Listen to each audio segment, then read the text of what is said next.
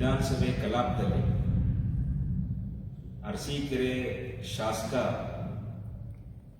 4ನೇ ಬಾರಿ ಶಾಸಕ 2ನೇ ಬಾರಿ ಮಂತ್ರಿ ದರ್ಜೆ ಸ್ಥಾನಮಾನದೊಂದಿಗೆ ಗೃಹ ಮಂಡಳಿ ಅಧ್ಯಕ್ಷರು ನಿನ್ನೆ ಸದನದಲ್ಲಿ ಅವರು ಆಡಿರುವಂಥ ಮಾತು ಬಹುಶಃ ನಾನು ಬೆಳಗ್ಗೆ ವಾಯುವಿಹಾರಕ್ಕೆ ಹೋದಂಥ ನಮ್ಮ ನಾಗರಿಕರಿರ್ಬೋದು, ಅಂಗಡಿ ಮುಂಗಟ್ಟುಗಳ ಮುಂದೆ ಸೇರಿದಂಥ ಜನ ಇರ್ಬೋದು, ಗ್ರಾಮೀಣ ಪ್ರದೇಶದಲ್ಲಿ ಕಟ್ಟೆ ಮೇಲೆ ಕೂತು ಮಾತಾಡುವಂಥವ್ರು ಇರ್ಬೋದು, ಅಥವಾ ಬೇರೆ ಬೇರೆ ಕಾರ್ಯದಲ್ಲಿ ನಿರತರಾಗಿರುವಂಥವ್ರು ಮಾತಾಡ್ತಿರುವಂಥ ಮಾತುಗಳೆಲ್ಲ ನನಗೆ ಬಂದಂಥ ಒಂದು ಸಾರಾಂಶ ಎಲ್ರಿಗೂ ಕೂಡ ಅಸಹ್ಯ ಆಗಿದೆ. ಸ್ವಾಮಿ ಶಿವಲಿಂಗಣ್ಣವರೇ, ನಿಮ್ಮ ಮಾತು ಅರಸೀಕೆರೆ ಜನಕ್ಕೆ ಗೊತ್ತಿತ್ತು. ನೀವು ಯಾವ ರೀತಿ ಮಾತುಕತೆ, ಅದರಲ್ಲೂ ಈ ಬಾರಿ 4ನೇ ಬಾರಿ ಗೆದ್ದ ಮೇಲಂತೂ ನಿಮಗೆ ಯಾವುದೇ ನಿಯಂತ್ರಣ ಇಲ್ದಂಗೆ ಬಾಯಿಗೆ ಬಂದ ಮಾತಾಡೋದು, ಬಂದ ಜನಗಳನ್ನ ಬಹಳ ತಿರಸ್ಕೃತವಾಗಿ ಮಾತಾಡೋದು, ಕೆಟ್ಟ ಕೆಟ್ಟ ಪದಗಳ ಪ್ರಯೋಗ. ಬಹುಶಃ ನಿನ್ನೆ ನಮ್ಮ ಹಿಂದಿನ ಬಿಜೆಪಿ ಸರ್ಕಾರದಲ್ಲಿ ನಿಮಗೆ ಸದನಶೂರ ಪ್ರಶಸ್ತಿ ಕೊಟ್ಟು ಗೌರವಿಸಿದ್ರು. ಅವ್ರಿಗೆ ಒಳ್ಳೆ, ನಿಮಗೆ ಯಾಕೆ ಗೌರವ ಕೊಟ್ಟರು ಅನ್ನೋದನ್ನ ಅವ್ರಿಗೆ ಚೆನ್ನಾಗಿ ಮನವರಿಕೆ ಮಾಡಿಕೊಟ್ಟಿದ್ದೀರಾ ನಿನ್ನೆ. ಅದರಲ್ಲೂ ಒಬ್ರು ಮಾಜಿ ಮುಖ್ಯಮಂತ್ರಿಗಳು ನಿಮ್ಮನ್ನು ನೋಡಿ ಕಲಿಬೇಕು ನಾನು ಅಂತೇಳಿ ಭಾಷಣ ಮಾಡಿದ್ರು. ಅವ್ರಿಗೂ ಕೂಡ ನಿಮ್ಮಿಂದ ಏನೇನು ಕಲಿಬಹುದು ಅನ್ನೋದನ್ನೆಲ್ಲ ನಿನ್ನೆ ತೆರೆದಿಟ್ರಿ. ನೀವು ಒಬ್ಬ 2ನೇ ಬಾರಿ ಶಾಸಕರು ಶರಣು ಸಲ್ಗಾರ್ ಅವರು ನನಗೂ ಪರಿಚಯ, ಬಹಳ ಒಳ್ಳೆ ವ್ಯಕ್ತಿ. ಅವ್ರ ಶ್ರೀಮತಿಯವರು KS ಎಕ್ಸಾಮ್ ಅನ್ನ KPSC ಕಂಡಕ್ಟ್ ಮಾಡತಕ್ಕಂಥ ಪರೀಕ್ಷೆಯನ್ನ ಬರೆದು ಕಷ್ಟಪಟ್ಟು ಓದಿ ಬರೆದು ಪಾಸ್ ಆಗಿ ತದನಂತರ ಅವರು ತಹಶೀಲ್ದಾರ್ ಹುದ್ದೆಗೆ ಬಂದಿರುವಂಥದ್ದು. ಸ್ವಾಮಿ ಶಿವಲಿಂಗಣ್ಣವರೇ, ನಿಮ್ಮಂಗೆ ಪುಷ್ಪಾವತಿ ಕ್ರಷರ್ಸ್ ಲಿಮಿಟೆಡ್ ಅನ್ನ ಮಾಲೀಕರನ್ನಾಗಿ ಮಾಡಲಿಲ್ಲ. ನೀವು ಹಿಂದೆ ಹೇಳಿದ್ರಿ ನನ್ನ ಹೆಂಡತಿ ದುಡ್ಕೊಂಬರ್ಬೇಕು, ನಾನು ತಿನ್ಬೇಕು ಅಂತ ಮಾತಾಡಿದ್ರಿ. ಎಲ್ಲಿ ಅದು ಹೊಲಕ್ಕೆ ಹೋಗ್ಬೇಕು, ತೋಟಕ್ಕೆ ಹೋಗ್ಬೇಕು ಅಂತ. ಶಿವಲಿಂಗಣ್ಣವರೇ, ದಯಮಾಡಿ ಇವತ್ತು ನೀವು ಬಿಚ್ಚಿಡಬೇಕು. ನಮ್ಮ ಅರಸೀಕೆರೆ ತಾಯಂದ್ರ ಈ ಪ್ರಶ್ನೆಯನ್ನ ಕೇಳ್ತಾ ಇದ್ದಾರೆ. ಅದ್ಯಾವ ದುಡಿಮೆಯನ್ನ ನಿಮ್ಮ ಶ್ರೀಮತಿಯವರು ಮಾಡಿದರೆ ಅದನ್ನು ಬಿಚ್ಚಿಡಬೇಕು ದಯವಿಟ್ಟು. ನೀವು ಬೆಂಗಳೂರಿನಲ್ಲಿ ಪ್ರತಿಷ್ಠಿತ ಡಾಲರ್ಸ್ ಕಾಲೋನಿ ಬಡಾವಣೆಯಲ್ಲಿ 18 ಕೋಟಿ ರೂಪಾಯಿಗೂ ಹೆಚ್ಚಿನ ಮೌಲ್ಯ ಇರತಕ್ಕಂಥ ನಿವೇಶನ ಖರೀದಿ ಮಾಡಿ 6 ಫ್ಲೋರ್ 9 ರೂಮಿನ ಮನೆ ನಿರ್ಮಾಣ ನೀವು ಮಾಡ್ತಾ ಇಲ್ವೇ? ಅದು ಕೂಡ ನಿಮ್ಮ ಶ್ರೀಮತಿಯವರೇ ಕಷ್ಟಪಟ್ಟು ದುಡ್ಡಲ್ಲೇ ಕಟ್ತಾ ಇದ್ದೀರಿಯೇ? ಇಲ್ಲೇ ಬಿಳೇನಹಳ್ಳಿ ಅಪ್ಪೇನಹಳ್ಳಿ ಹತ್ರ 18 ಎಕರೆಗೂ ಹೆಚ್ಚಿನ ಜಮೀನನ್ನು ನೀವು, ಈ ನಾನೆಲ್ಲ ಹೇಳ್ತಿದ್ದೆ, ಈ ಮನೆ ಕಟ್ತಿರೋದು, ಈ ಜಮೀನು ಖರೀದಿ ಮಾಡಿದ್ದೆಲ್ಲ ಮೊನ್ನೆ 2023 ಚುನಾವಣೆ ಆದ ನಂತರ ಮಾಡದಂತ ಆಸ್ತಿಗಳು.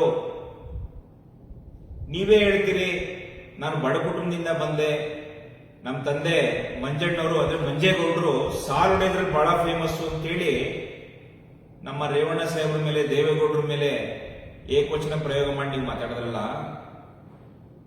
ನಾನು ನಮ್ಮ ಅರಸೀಕೆರೆನಲ್ಲಿ ಅಥವಾ ಇಡೀ ರಾಜ್ಯದಲ್ಲಿ ಕೃಷಿ ಮಾಡಿ ಇಷ್ಟು ಹಣ ಸಂಪಾದನೆ ಮಾಡಕ್ ಸಾಧ್ಯ ಹೇಗೆ ಅನ್ನೋದನ್ನ ನೀವು ಸದನದಲ್ಲಿ ಬಿಚ್ಚಿಡಬೇಕು. ಮುಚ್ಚಿಡಬಾರ್ದು ನೀವೆಲ್ಲನೂ ಕೂಡ. ಹೆಂಗ್ ಬಿಚ್ಚಿಡಬೇಕು ಅಂದ್ರೆ ಎಲ್ಲರಿಗೂ ಅರ್ಥ ಆಗಬೇಕು, ಎಲ್ಲರೂ ಕೋಟ್ಯಾಧೀಶ್ವರ ಆಗ್ಬೇಕು. ಯಾಕಾಗಬಾರ್ದು? ಅರಸೀಕೆರೆ ನೈಸರ್ಗಿಕ ಸಂಪತ್ತನ್ನ ಲೂಟಿ ಹೊಡೆದು ಅರಸೀಕೆರೆ ಜನಗಳ ವಿಶ್ವಾಸನ ಬಳಸಿಕೊಂಡು ಎಲ್ಲ ರೀತಿಯ ಕಾಂಕ್ರೀಟ್ ರಸ್ತೆಗಳಲ್ಲಿ, ಕಟ್ಟಡಗಳಲ್ಲಿ ಭ್ರಷ್ಟಾಚಾರ ಮಾಡಿ ಇವತ್ತು ನೀವು ಮೇಲ್ ಬಂದಿರೋದು. ಶಿವಲಿಂಗಣ್ಣವರೇ, ನಾನು ಇತ್ತೀಚಿನ ದಿನಗಳಲ್ಲಿ ಯಾರ ಬಗ್ಗೆನೂ ಟೀಕೆ ಮಾಡೋದನ್ನ ಬಿಟ್ಬಿಟ್ಟಿದ್ದೀನಿ. ಆದರೆ ನಿನ್ನೆ ನೀವು ರಾಷ್ಟ್ರೀಯ ಸ್ವಯಂ ಸೇವಕ ಸಂಘ RSSನ ಥೂ ಅಂತೇಳಿ ಮಾತಾಡ್ತೀರಿ ಅಂದ್ರೆ, ಶಿವಲಿಂಗಣ್ಣವರೇ, ನಾನು ಒಬ್ಬ ಸ್ವಯಂ ಸೇವಕ. ಒನ್ಸ್ ಎ ಸ್ವಯಂ ಸೇವಕ್ ಆಲ್ವೇಸ್ ಎ ಸ್ವಯಂ ಸೇವಕ್. ನೀವು ಆ ಸಂಘಟನೆ ಬಗ್ಗೆ ಮಾತಾಡೋ ಮುನ್ನ ತುಂಬಾ ಜವಾಬ್ದಾರಿಯುತವಾಗಿರ್ಬೇಕಿತ್ತು. ನೀವು ಸಮರ್ಥನೆ ಕೊಡ್ತೀರಿ, ಗ್ರಾಮೀಣ ಭಾಗದಲ್ಲಿ ಬಂದ್ಬಿಟ್ಟಿದ್ದೀನಿ. ಗ್ರಾಮೀಣ ಅಲ್ರಿ, ನಮ್ಮ ರಾಜ್ಯದ ಪ್ರತಿಷ್ಠಿತ ಕವಿಗಳು ಕುಪ್ಪಳ್ಳಿ ವೆಂಕಪ್ಪ ಪುಟ್ಟಪ್ಪನವರು, ಕುವೆಂಪು ಅಂತಲೇ ಪ್ರಸಿದ್ಧಿ. ಅವರೇ ನಗರ ಪ್ರದೇಶದಲ್ಲಿ ಬೆಳೆದವರ, ಅವರು ಗ್ರಾಮೀಣ ಪ್ರದೇಶ ಪ್ರತಿಭೆನೆ.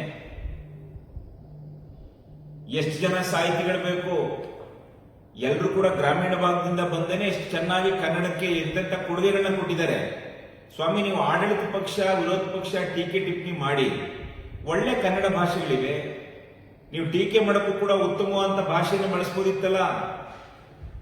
ಏಯ್ ಕೋತಿ ನಾಯಿ, ನಿನ್ನ ಹೆಂಡತಿ ನಿಮ್ಮ ಅಪ್ಪಂಗೆ ಚೂರಿ ಹಾಕಿಲ್ಲ. ಸ್ವಾಮಿ ಶಿವಲಿಂಗಣ್ಣವರೇ, ಅರಸೀಕೆರೆ ಜನತೆ ಯಾವ ಕಾರಣದಿಂದ ನಿಮಗೆ ಕಳೆದ 3 ಬಾರಿ ಮತ್ತು ಮೊನ್ನೆ ನಾನು ಸ್ಪರ್ಧೆ ಮಾಡಿದ ಚುನಾವಣೆಯಲ್ಲಿ ನನಗೆ ಸ್ವಲ್ಪದರಲ್ಲಿ ಟಿಕೆಟ್ ತಪ್ಪಿತು. ಕಡೆ 12 ದಿನದಲ್ಲಿ ಯಾವ 3-4 ವರ್ಷದಿಂದ ಸಂಘಟನೆ ಮಾಡ್ಕೊಂಡು ಬಂದಿದ್ದಂತ ಪಕ್ಷದಿಂದ ನನಗೆ ಟಿಕೆಟ್ ವ್ಯತ್ಯಾಸ ಆಗಲಾಗಿ ನಿಮಗೆ ಅವಕಾಶ ಆಯಿತು. ನೀವು ನನ್ನ ಬೈಕ್ಗೆ ಹೆದರಿ ನಿಮ್ಮನ್ನು ಬೆಳೆಸಿದಂತ ದೇವೇಗೌಡರಿಗೆ, ನಿಮ್ಮನ್ನು ಬೆಳೆಸಿದಂತ ರೇವಣ್ಣ ಸಾಹೇಬರಿಗೆ, ನಿಮ್ಮನ್ನು ಬೆಳೆಸಿದಂತ ಕುಮಾರಸ್ವಾಮಿ ಅವರಿಗೆ ಮೋಸ ಮಾಡಿ ನೀವು ಕಾಂಗ್ರೆಸ್ ಪಕ್ಷಕ್ಕೆ ಸೇರ್ಪಡೆ ಆದ್ರಿ. ಗ್ಯಾರಂಟಿ ಅಲೆ ಇತ್ತು, ಅವತ್ತಿನ ಆಡಳಿತ ಪಕ್ಷದ ವಿರುದ್ಧದ ಅಲೆ ಇತ್ತು. ನೀವು ಈಜಿ ಶಾಸಕರಾದ್ರಿ, ಇಲ್ಲಾಂದ್ರೆ ಇವತ್ತು ನಾನು ಶಾಸಕ ಆಗಿರ್ತಿದ್ದೆ. ಸ್ವಾಮಿ ಶಿವಲಿಂಗಣ್ಣವರೇ, ನೀವು ಆಡದಂತ ಮಾತು ಕೇವಲ ಇದು ಶರಣು ಸಲಗರ್ ಅವರು ಶಾಸಕರು, ವಿರೋಧ ಪಕ್ಷ ಶಾಸಕರು ನಾನು ಹೇಳ್ತಾ ಇಲ್ಲ. ಒಂದು ಹೆಣ್ಣು, ಒಬ್ಬ ಮಹಿಳೆ ಕಷ್ಟಪಟ್ಟು ಓದಿ ಪರೀಕ್ಷೆ ಬರೆದು ಆಕೆಗೆ ಏನೇನು ಸಂಕಷ್ಟಗಳಿತ್ತು, ಆಕೆ ಕಷ್ಟಗಳೇನು ಅಂತ ನೀವು ನೋಡಿದೀರಾ? ನಿನ್ನ ಹೆಂಡತಿ ಮುಂದೆ ಬಿಡ್ಕೊಂಡು ದುಡ್ಡು ಮಾಡ್ತೀಯಾ ಅಂತ ಹೇಳಿ ಮಾತಾಡ್ತಿರಲ್ಲ ನೀವು. ಸ್ವಾಮಿ ಶಿವಲಿಂಗಣ್ಣವರೇ, ನೀವು ಆ ಕೆಲಸ ಮಾಡ್ತಿರೋದು ನಿಮ್ಮ ಹೆಸರಲ್ಲೇ ಕೆಲಸ ಇಟ್ಕೊಳ್ಳೋರಿ. ಪುಷ್ಪಾವತಿ ಅಮ್ಮನವ್ರ ಹೆಸರಲ್ಲಿ ಯಾಕೆ ಮಾಡಿದ್ದೀರಿ? ನೀವು ನಿಮ್ಮ ಆ ತಾಯಿಗೆ ಏನೇನು ಪದಗಳನ್ನ ಬಳಸ್ತೀರಿ ಅಂತ ನಮ್ಮ ಅರಸೀಕೆರೆ ಜನಕ್ಕೆ ಗೊತ್ತಿಲ್ವಾ? ಮನೆ ಮುಂದೆ ನಿಂತ್ಕೊಂಡು ನೀವು ಮಾತಾಡೋ ಶಬ್ದಗಳು ಬೋ ಮೂ ಸೋ ಮೂ ಇವೆಲ್ಲ ನೀವು ಪದಗಳು ಬಳಸೋದು ಗೊತ್ತಿಲ್ವಾ? ಸ್ವಾಮಿ ಶಿವಲಿಂಗಣ್ಣವರೇ, ನಿಮ್ಮಲ್ಲಿ ನಿಮ್ಮ ಭಾಷೆ ನೀವು ಹೆಂಗ್ ಮಾತಾಡ್ತೀರಿ ಅಂತ ನಮ್ಮ ಜನಕ್ಕೆ ಗೊತ್ತಿತ್ತು. ರಾಜ್ಯದ ಜನ ಏನೋ ಪಾಪ ಗ್ರಾಮೀಣ ಪ್ರತಿಭೆ, ಇದು ರೈತರ ಭಾಷೆ ಮಾತಾಡ. ಸ್ವಾಮಿ ರೀ, ರೈತರ ಭಾಷೆ ಯಾಕೋ ಹಿಂಗೆಲ್ಲ ಮಾತಾಡಲ್ಲ ರೀ. ಯಾವ ಕೆಲವು ಗೊತ್ತಿಲ್ದವು ನಿಮ್ಮನ್ನ ಹೊಗಳಿ ಮಾತಾಡ್ತಾರೆ. ನೀವು ನಿರ್ಭೀತಿಯಿಂದ ಮಾತಾಡ್ಬಿಟ್ರು. ಸ್ವಾಮಿ, ಇವತ್ತೇನಾದರೂ ಸಂಘ ಇಲ್ಲದೆ ಇದ್ದಿದ್ರೆ, RSS ಇಲ್ಲದೆ ಇದ್ದಿದ್ರೆ, ಆ ಸಂಘಟನೆ ಬಗ್ಗೆ ನಿಮಗೆ ಇಷ್ಟ ಇದೆಯೋ ಇಲ್ವೋ ಎರಡನೇ ವಿಷಯ. ಆದ್ರೆ ಯಾವಾಗಲೂ ಸಮುದ್ರ ಮಂಥನಂತೂ ಪುರಾಣದಿಂದ ಕೂಡ ನಾವು ಕೇಳ್ಕೊಂಡು ಬಂದಿದ್ದೀವಿ. ಜನಗಳ ದಡ್ಡರಿಲ್ಲ. ದಯವಿಟ್ಟು ನೀವು ಆಡದಂತ ಮಾತಿಗೆ ಕ್ಷಮೆ ಕೇಳಿ ದೊಡ್ಡವರಾಗ ಕಲ್ತ್ಕೊಳ್ಳಿ. ನೀವೊಬ್ಬ ಮಹಿಳೆಗೆ ಮಾಡದಂತ ಅಪಮಾನ, ಈ ನಾಡಿನ, ಈ ದೇಶದ ಸಮಸ್ತ ಮಹಿಳೆಯರಿಗೆ ನೀವು ಮಾಡದಂತ ಅಪಮಾನ ಅದು. ಹೌದ್ರಿ, ಎಲ್ಲರೂ ಮದುವೆ ಆಗ್ತಾರೆ, ಎಲ್ಲರೂ ಸಂಸಾರ ಮಾಡ್ತಾರೆ, ಕುಟುಂಬ ನಿರ್ವಹಣೆ ಮಾಡಿದ್ರೆ ನಮ್ಮ ಸಮಾಜ, ನಮ್ಮ ಜನಾಂಗ, ನಮ್ಮ ದೇಶ ಮುಂದಕ್ಕೆ ಬರೋದು.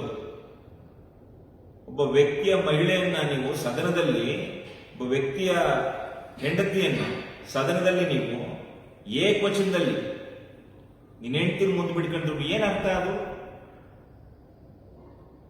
ನಿಜಕ್ಕೂ ಕೂಡ ಇದು ಅಸಹ್ಯಕರವಾದಂತ ಮಾತುಗಳು ನೀವು ಮಾಡಿದಂಥದ್ದು. ನಿಮ್ಗೆ ಹುಚ್ಚು ನಿಮ್ಗೆ ಹೆಚ್ಚಾಗ್ತಾ ಇದೆ. ಮೊನ್ನೆ ಹೇಳ್ತೀರಿ, ನಾನು ಗೌರವಪೂರ್ವಕವಾಗಿ ಹೇಳ್ತೀನಿ, ನಮ್ಮ ಕನಕ ಜಯಂತಿನಲ್ಲಿ ಕುರುಬ ಸಮಾಜದ ನಮ್ಮ KR ನಗರದ ಸ್ವಾಮೀಜಿಯವರು ನೀವು ಯಾವ ಶಬ್ದ ಬಳಸಿದ್ರಿ?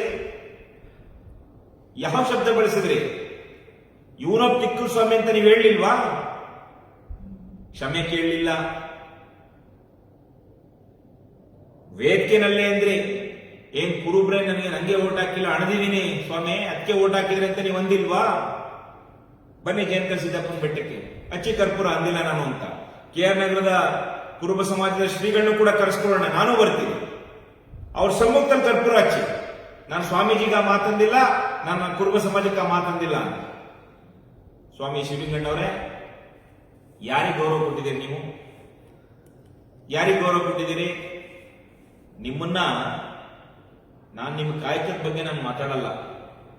ಎಲ್ಲರೂ ಒಂದು ಕಾಯಕ ಮಾಡ್ಕೊಂಡೆ ಜೀವನ ಮಾಡಬೇಕು, ಅದ್ರ ಬಗ್ಗೆ ನಾನು ಮಾತಾಡಲ್ಲ. ಅಷ್ಟು ಸಣ್ಣವ್ ನಾನಲ್ಲ. ನೀವೇ ಒಂದು ಆರೋಪ ಮಾಡ್ತೀರಿ ಯಾರೋ ಒಬ್ರು ಬಾಣಾವರದೊಬ್ರ ಬಗ್ಗೆ. ನಕಲಿ ಬ್ರಾಂಡಿ ಮಾರ್ಕೊಂಡು ನೀವು ಮೇಲೆ ಬಂದಿದ್ದೀರಿ. ಸ್ವಲ್ಪ ಎಲ್ಲರೂ ಕಾಣದಾಗ ಒಂದು ಮೂರಲ್ಲಿ ಕೂತ್ಕೊಂಡು ನೋಡಿ ಜನ ಏನ್ ಮಾತಾಡ್ತಾ ಇದ್ದಾರೆ, ನಾವು ಎತ್ತೊಂದು ಊಟ ಹಾಕಿದ್ವಿ ಪಶ್ಚಾತ್ತಾಪ ಪಡ್ತಾ ಇದೆ ಅರಸೀಕೆರೆ ಜನತೆ. ನಿಮ್ಗೆ ಇಷ್ಟ ಇದೆಯೋ ಇಲ್ವೋ, ಒಳ್ಳೆ ಭಾಷೆ ಬಳಸಿ, ಒಳ್ಳೆ ಭಾಷೆಯಲ್ಲಿ ನೀವು ಸಮರ್ಥನೆನೋ ಅದರ ವಿರೋಧನೂ ವ್ಯಕ್ತಪಡಿಸ್ಬೋದು.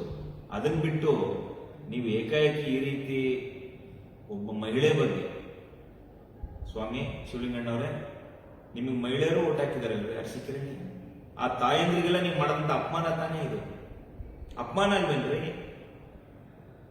ನೀವೊಂದು ಹೆಣ್ಣಿನ ಬಗ್ಗೆ ಆ ರೀತಿ ನೀವು ಮಾತಾಡುವಂಥದ್ದು ಇದು ನಿಜಕ್ಕೂ ಅಕ್ಷಮ್ಯ.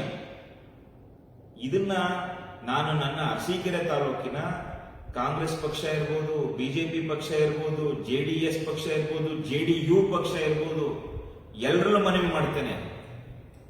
ದಯಮಾಡಿ ಇಂಥ ವ್ಯಕ್ತಿಯನ್ನ ನಾವೆಲ್ಲ ಸೇರಿ ಏನಾದರೂ ಮನೆಗೆ ಕಳಿಸ್ತೇ ಇದ್ರೆ ಬಹುಶಃ ಯಾರು ಕೂಡ ತಾಯಂದ್ರು ನಾಳೆ ದಿನ ಒಳ್ಳೆ ಸ್ಥಾನಮಾನಕ್ಕೆ ಹೋದ್ರೆ ಇಂಥ ವ್ಯಕ್ತಿಗಳವ್ರ ಬಗ್ಗೆ ಇನ್ನೇನೇನು ಮಾತಾಡಬಹುದು ಅನ್ನೋಂಥ ಆತಂಕದಿಂದ ಯಾರು ಮುಂದಕ್ಕೆ ಬರಲ್ಲ ಅಂತೇಳಿ ಎಲ್ಲರೂ ಭಾವಿಸ್ಬೇಕಾಗುತ್ತೆ. ದಯಮಾಡಿ ನಿಮ್ಮಲ್ಲಿ ಪ್ರಾರ್ಥನೆ ಮಾಡ್ತೇನೆ, ಈ ರೀತಿ ಅಪಶಬ್ದಗಳ ಬಳಕೆ ನೀವು ತತ್ಕ್ಷಣ ನಿಲ್ಲಿಸಬೇಕು. ನೆನ್ನೆ ಆಡದಂತ ಮಾತಿಗೆ ಕ್ಷಮೆ ಕೇಳಬೇಕು. ನೀವೇನು ಥೂ ಥೂ ಅನ್ನೋ ಪದ ನೀವು ಬಳಸಿದ್ದೀರಿ ಶಿವಲಿಂಗಣ್ಣವರೇ, ಹಿಂದೆ ಹೇಳಿದ್ರಿ ಆ ಎತ್ತಿನ ಒಳೆ ಬಗ್ಗೆ, ಬಾಂಬ್ ಹಾಕ್ಸ್ಬಿಡ್ತೀನಿ, ಗುಂಡೋಡಿಸ್ಬಿಡ್ತೀನಿ, ಜಮೀನು ಬಿಡದೇ ಇದ್ರಿ ಅಂತ. ದಯಮಾಡಿ ನಾನು ರಾಜ್ಯ ಸರ್ಕಾರದಲ್ಲಿ ಮನವಿಯನ್ನು ಮಾಡ್ತೇನೆ, ತತ್ಕ್ಷಣ ಶಿವಲಿಂಗಣ್ಣವ್ರಿಗೆ ವಿಶೇಷವಾದಂತ ಅನುದಾನವನ್ನ ಕೊಟ್ಟಾದ್ರೂ ಸರಿ ಅವ್ರನ್ನ ಒಳ್ಳೆ ಹುಚ್ಚಾಸ್ಪತ್ರೆಗೆ ಸೇರಿಸಿ ಅವ್ರಿಗೆ ಸರಿಯಾದಂತ ಚಿಕಿತ್ಸೆಯನ್ನು ನೀವು ಕೊಡಿಸ್ಬೇಕು. ಸ್ವಾಮಿ ಶಿವಲಿಂಗಣ್ಣವ್ರೆ, ನೀನ್ ತೂತು ಅಂತ ಉದಿರೋದಿದೆಯಲ್ಲಣ್ಣ, ಸೂರ್ಯನ ಮುಗಿದಂಗದು, ಸೂರ್ಯನ ತಲುಪದ್ ಬಿಡು, ನಿಮ್ ಮುಖದ ಮೇಲೆ ಬೀಳುತ್ತದು. ನಾನೀಗ ನಿಮ್ಮನ್ನು ಶಿವಲಿಂಗಣ್ಣ ಅಂತ ಇದ್ದೀನಲ್ಲ, ನನಗೆ ಶಿವಲಿಂಗೇಗೌಡರ ಬಗ್ಗೆ ಏಕವಚನದಲ್ಲಿ ನೀನು ಮಾತಾಡಬಾರ್ದು ಅಂತ ಹೇಳಿದವರು ಒಬ್ರು ಸ್ವಯಂ ಸೇವಕರೇ, ಒಬ್ರು RSS ನ ಕಾರ್ಯಕರ್ತರೇ. ಅದಕ್ಕೆ ನಾನು ಕೂಡ ಶಿವಲಿಂಗಣ್ಣ ಅಂತ ಗೌರವದಿಂದ ಮಾತಾಡ್ತಾ ಇದ್ದೀನಿ. ದಯಮಾಡಿ ನಿಮ್ಮಲ್ಲಿ ಮನವಿ ಮಾಡ್ತೇನೆ, ಆಡದಂತ ಮಾತುಗಳಿಗೆ ಕ್ಷಮೆ ಕೇಳಿ. ಆಡದಂತ ಮಾತುಗಳಿಗೆ ಆ ಮಹಿಳೆಗೆ ನೀವೇನು ಅಗೌರವ ತೋರಿಸಿದ್ದೀರಿ ಅದನ್ನ ವಾಪಸ್ ತೆಗೆದುಕೊಳ್ಬೇಕು. ನೀವು ಸದನದಲ್ಲೇನೆ, ಸದನದಲ್ಲಿ ಮಾತಾಡಿದ್ದನ್ನ ಹೊರಗಡೆ ನಾವು ಮಾತಾಡುವಂತ ಸನ್ನಿವೇಶ ಸೃಷ್ಟಿ ಮಾಡಿದವ್ರು ನೀವು. ಸ್ವಾಮಿ ಶಿವಲಿಂಗಣ್ಣವರೇ, ನನ್ನನ್ನೇನು ಕಡಿಮೆ ಅಂದಿದ್ದೀರಿ? ನಮ್ಮನ್ನ ಯಾವ ಪದ ಬಳಸ್ಬೇಕಿದ್ದೀರಿ ನೀವು? ಎಲ್ಲದಕ್ಕೂ ಕೂಡ ಕಾಲನ ಗರ್ಭದಲ್ಲಿ ಉತ್ತರ ಅಡಗಿದೆ. ನಾನು ಕಾಯ್ತಾ ಇದ್ದೀನಿ, ಬನ್ನಿ ನಗರಸಭೆ ಚುನಾವಣೆ, ಗ್ರಾಮ ಪಂಚಾಯತಿ, ತಾಲೂಕ್ ಪಂಚಾಯತಿ, ಜಿಲ್ಲಾ ಪಂಚಾಯತಿ ಚುನಾವಣೆ ನಾನು ಎದುರು ನೋಡ್ತಾ ಇದ್ದೀನಿ. ನೀವ ನೋಡೇ ಬಿಡೋಣ ಶಿವಲಿಂಗಣ್ಣ. ನಿಮ್ಮನ್ನು ಮತ್ತೊಮ್ಮೆ ಮನವಿ ಮಾಡ್ತೇನೆ, ನಾವು ರಾಜಕೀಯವಾಗಿ ವೈರುಧ್ಯ ಇರ್ಬೋದು, ಆದರೆ ನಾವೆಲ್ಲ ಮನುಷ್ಯರು. ಮನುಷ್ಯತ್ವಕ್ಕೆ ಗೌರವ ಕೊಡಬೇಕಾದ್ದನ್ನ ನೀವು ದಯಮಾಡಿ ಕಲಿಬೇಕು. ಇವತ್ತು ನಾನಿಲ್ಲಿರೋದಕ್ಕೂ ನೀವಲ್ಲಿರೋದಕ್ಕೂ ನಿಮ್ಮ ತಾಯಿನೇ ಕಾರಣ. ದಯಮಾಡಿ ಯಾವುದೇ ತಾಯಿ ಬಗ್ಗೆ ಅಗೌರವದಿಂದ ಮಾತಾಡಬೇಡಿ, ನಿಮ್ಗೆ ಒಳ್ಳೇದಲ್ಲ ಇದು. ನೀವು ಈ ರೀತಿ ಇನ್ನೊಮ್ಮೆ ಮಾತಾಡಿದ್ರೆ ಖಂಡಿತ ದೇವರು ಕ್ಷಮಿಸಲ್ಲ. ನಮ್ಮ ಅರಸೀಕೆರೆ ಸಿದ್ದರನಾಡು, ಈ ಕಡೆ ಜೇನ್ಕರ್ ಸಿದ್ದೇಶ್ವರ, ಈ ಕಡೆ ಹಾಲ್ ಸಿದ್ದೇಶ್ವರರು, ಇಲ್ಲಿ ಕೆಂಗಲ್ ಸಿದ್ದೇಶ್ವರರು, ಮಾರೇಕಲ್ ತಿರುಪತಿ ದೇವರು ಇರ್ಬೋದು, ಬಿಳಿಕಲ್ ರಂಗನಾಥ ಸ್ವಾಮಿ ಇರ್ಬೋದು, ಗಂಗಮಾಳಿಕಾ ದೇವಿ ಇರ್ಬೋದು, ಮುಕ್ಕಣ್ಣೇಶ್ವರಿ ಇರ್ಬೋದು, ಚಿತ್ರಲಿಂಗೇಶ್ವರ ಇರ್ಬೋದು. ಸ್ವಾಮಿ ಶಿವಲಿಂಗಣ್ಣವರೇ, ದಯಮಾಡಿ ಈ ರೀತಿ ಕೆಟ್ಟ ಶಬ್ದಗಳ ಪ್ರಯೋಗನ ವಾಪಸ್ ತಗೊಳ್ಬೇಕು. ಕ್ಷಮೆ ಕೇಳಬೇಕು, ನೀವು ಬೇಸರ ಕ್ಷಮೆ ಕೇಳಬೇಕು. ಇವತ್ತು ನಾನು ನಿಮ್ಮನ್ನ ಮುಕ್ತವಾಗಿ ಒಂದು ಮಾತನ್ನು ಕೇಳ್ತೀನಿ. ನನಗವತ್ತು ಬಿಜೆಪಿಯಿಂದ ಟಿಕೆಟ್ ತಪ್ಪದ ಮೇಲೆ ನಿಮಗೆ ಒಬ್ಬ ಬಿಜೆಪಿ ಮುಖಂಡ ಇವತ್ತು ಕೇಂದ್ರ ಸ್ಥಾನದಲ್ಲಿದ್ದಾರೆ, ಅವರು ನಿಮ್ಗೆ ಎಷ್ಟು ಹಣ ಕೊಟ್ಟರು ನನ್ನ ವಿರುದ್ಧ ಅದನ್ನು ಸದನದಲ್ಲಿ ಬಾಯ್ಬಿಡಿ. ನನ್ನ ಸೋರಿಸ್ಬೇಕು ಅಂತ ನಿಮ್ಗೆ ಎಷ್ಟು ಹಣ ಬಂತು ಅದನ್ನು ಸದನದಲ್ಲಿ ಬಾಯ್ಬಿಡಿ. ಅರಸೀಕೆರೆ ತಾಲೂಕೊಳಗೆ ಯಾರ್ಯಾರು ನಿಮ್ಗೆ ನನ್ನ ಜೊತೆಲಿದ್ದು ನಿಮಗೆ ಸಹಕಾರ ಕೊಟ್ಟರು ಅದನ್ನು ಬಾಯ್ಬಿಡಿ. ಆಮೇಲೆ ನೀವು ನಾನು 4 ಸತಿ ಚುನಾವಣೆ ಗೆದ್ದೆ ಅಂತ ಎದೆ ತಟ್ಕೊಳ್ಳಿ. ಮೋಸದಿಂದ, ಕುತಂತ್ರದಿಂದ ನನ್ನನ್ನು ಗೆದ್ದಿದ್ದೀನಿ ಅನ್ನೋ ಮಾತ್ರಕ್ಕೆ ನೀವು ಕೆಟ್ಟ ಶಬ್ದಗಳ ಪ್ರಯೋಗ, ನನಗೂ ಒಂದು ಮಿತಿ ಇದೆ. ಇನ್ನೊಂದ್ಸಲಿ ತೂ ಈ ತರ ಎಲ್ಲ ನೀವು ಮಾತಾಡಿದ್ದೆ ಇದ್ರೆ ಶಿವಲಿಂಗಣ್ಣ, ಖಂಡಿತ ಅದ್ರ ಪರಿಣಾಮ ಎದುರಿಸಬೇಕಾಗತ್ತೆ. ಸದನದ ಒಳಗೆ ಮಾತಾಡಿದ್ದೀರಿ, ಹೊರಗೆ ನಾವು ಪ್ರತಿಭಟನೆ ಮಾಡಬೇಕು ಬೇಡವೋ ಅದನ್ನ ಕಾನೂನು ತಜ್ಞರನ್ನ ಕೇಳಿ ನಾವು ಮುಂದುವರಿತೇವೆ. ಸದನದಲ್ಲೇ ಕ್ಷಮೆ ಕೇಳಿ ಅಂತೇಳಿ ಶಿವಲಿಂಗಣ್ಣವರೇ ಕೈ ಮುಗಿದು ಪ್ರಾರ್ಥನೆ ಮಾಡ್ತೀನಿ. ತಾಯಂದ್ರ ಬಗ್ಗೆ, ಮಹಿಳೆಯರ ಬಗ್ಗೆ ಗೌರವದಿಂದ ನಡ್ಕೊಳ್ಳಿ. ಬೇಡ ಇದೆಲ್ಲ.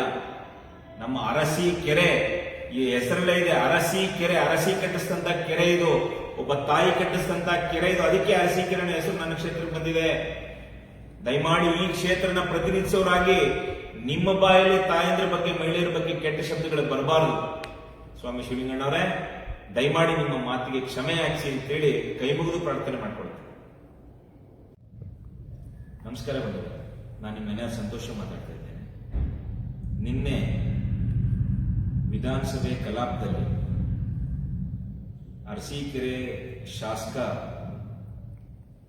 4ನೇ ಬಾರಿ ಶಾಸಕ, 2ನೇ ಬಾರಿ ಮಂತ್ರಿ ದರ್ಜೆ ಸ್ಥಾನಮಾನದೊಂದಿಗೆ ಗೃಹ ಮಂಡಳಿ ಅಧ್ಯಕ್ಷರು ನಿನ್ನೆ ಸದನದಲ್ಲಿ ಅವರು ಆಡಿರುವಂಥ ಮಾತು, ಬಹುಶಃ ನಾನು ಬೆಳಿಗ್ಗೆ ವಾಯುವಿಹಾರಕ್ಕೆ ಹೋದಂಥ ನಮ್ಮ ನಾಗರಿಕರಿರ್ಬೋದು, ಅಂಗಡಿ ಮುಂಗಟ್ಟುಗಳ ಮುಂದೆ ಸೇರಿದಂಥ ಜನ ಇರ್ಬೋದು, ಗ್ರಾಮೀಣ ಪ್ರದೇಶದಲ್ಲಿ ಕಟ್ಟೆ ಮೇಲೆ ಕೂತು ಮಾತಾಡುವಂಥವ್ರು ಇರ್ಬೋದು, ಅಥವಾ ಬೇರೆ ಬೇರೆ ಕಾಯಕದಲ್ಲಿ ನಿರತರಾಗಿರುವಂಥವ್ರು ಮಾತಾಡ್ತಿರುವಂಥ ಮಾತುಗಳೆಲ್ಲ ನನಗೆ ಬಂದಂಥ ಒಂದು ಸಾರಾಂಶ ಎಲ್ರಿಗೂ ಕೂಡ ಅಸಹ್ಯ ಆಗಿದೆ. ಸ್ವಾಮಿ ಶಿವಲಿಂಗಣ್ಣವರೇ, ನಿಮ್ಮ ಮಾತು ಅರಸೀಕೆರೆ ಜನಕ್ಕೆ ಗೊತ್ತಿತ್ತು. ನೀವು ಯಾವ ರೀತಿ ಮಾತುಕತೆ, ಅದರಲ್ಲೂ ಈ ಬಾರಿ 4ನೇ ಬಾರಿ ಗೆದ್ದ ಮೇಲಂತೂ ನಿಮಗೆ ಯಾವುದೇ ನಿಯಂತ್ರಣ ಇಲ್ದಂಗೆ ಬಾಯಿಗೆ ಬಂದ ಮಾತಾಡೋದು, ಬಂದ ಜನಗಳನ್ನ ಬಹಳ ತಿರಸ್ಕೃತವಾಗಿ ಮಾತಾಡೋದು, ಕೆಟ್ಟ ಕೆಟ್ಟ ಪದಗಳ ಪ್ರಯೋಗ. ಬಹುಶಃ ನಿನ್ನೆ ನಮ್ಮ ಹಿಂದಿನ ಬಿಜೆಪಿ ಸರ್ಕಾರದಲ್ಲಿ ನಿಮಗೆ ಸದನಶೂರ ಪ್ರಶಸ್ತಿ ಕೊಟ್ಟು ಗೌರವಿಸಿದ್ರು.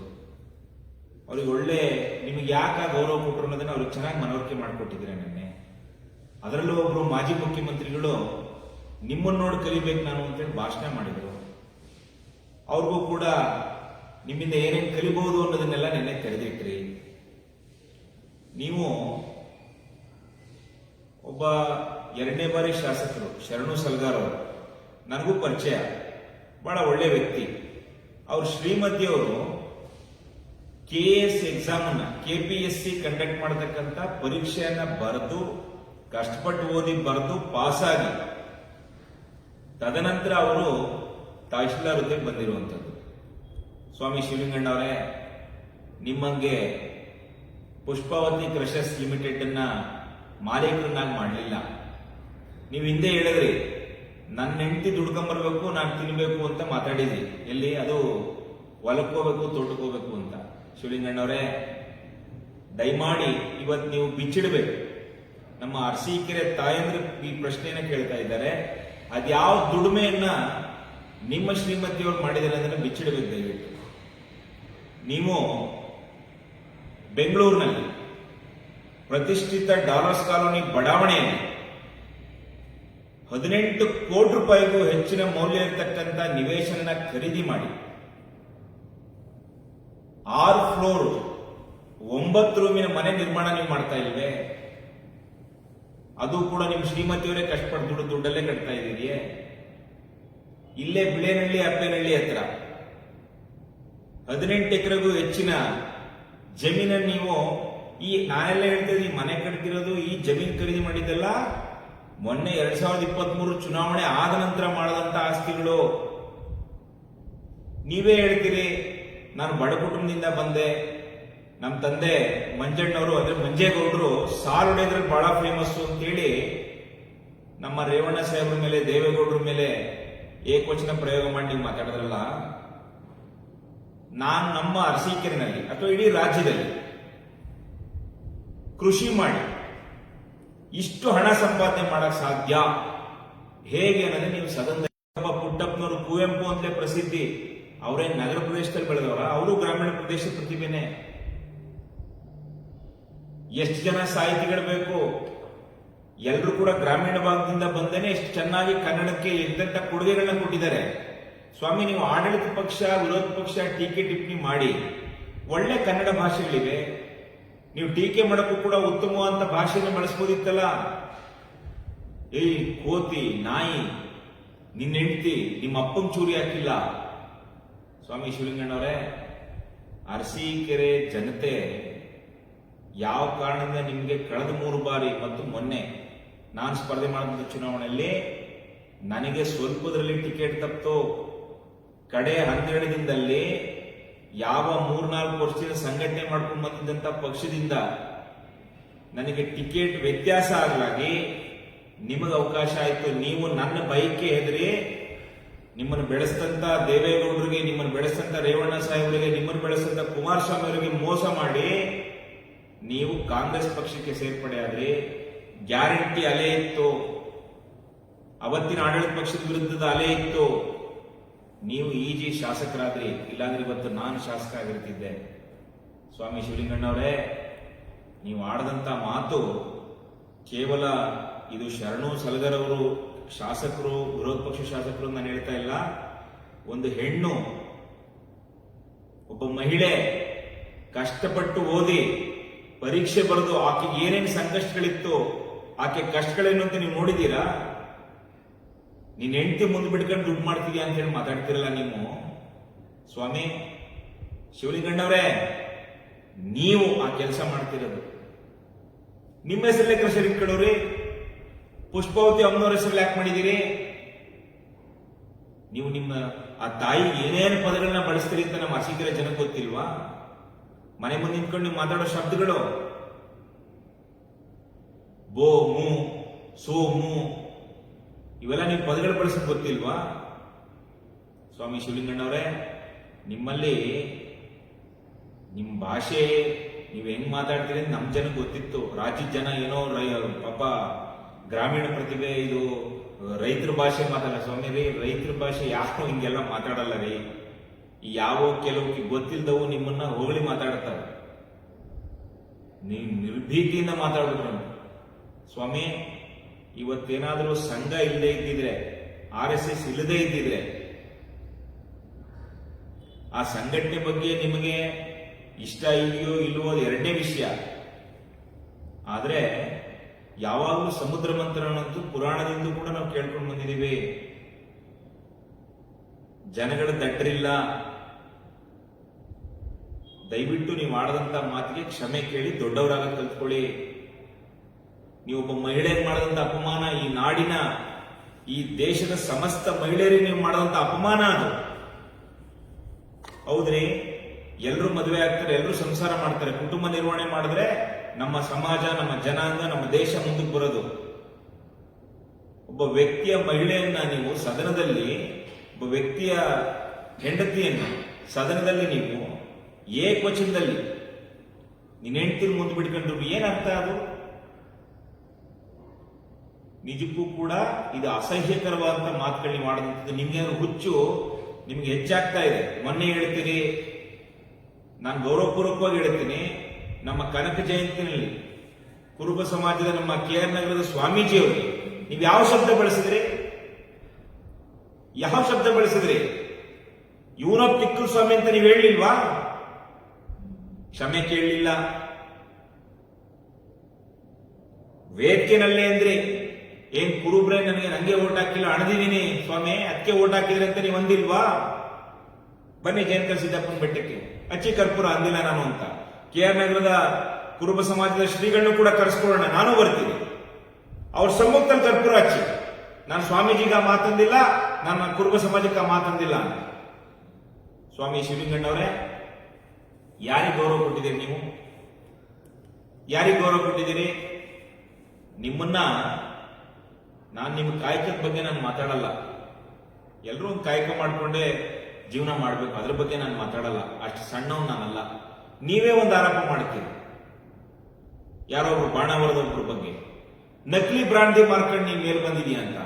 ಅಲ್ಲ ಸ್ವಾಮಿ, 20 ವರ್ಷದಿಂದ ನೀನು ಶಾಸಕರಾಗಿದ್ದಿಲ್ಲ ನೀವು ಶಿವಲಿಂಗಣ್ಣವ್ರೆ. ನೀವ್ ಹೇಳ್ಬೇಕಿತ್ತಲ್ಲಪ್ಪ, ನೀನು ನಕಲಿ ಬ್ರಾಂಡಿ ಮಾರ್ತಾ ಇದೀಯಾ, ನಿನ್ ಮೇಲೆ ಕ್ರಮ ಕೈಗೊಳ್ಬೇಕು ಅಂತೇಳಿ ನೀವು ಮಾತಾಡ್ಬೇಕಿತ್ತಲ್ಲ. ನೀವು ಮಾತಾಡಲ್ಲ.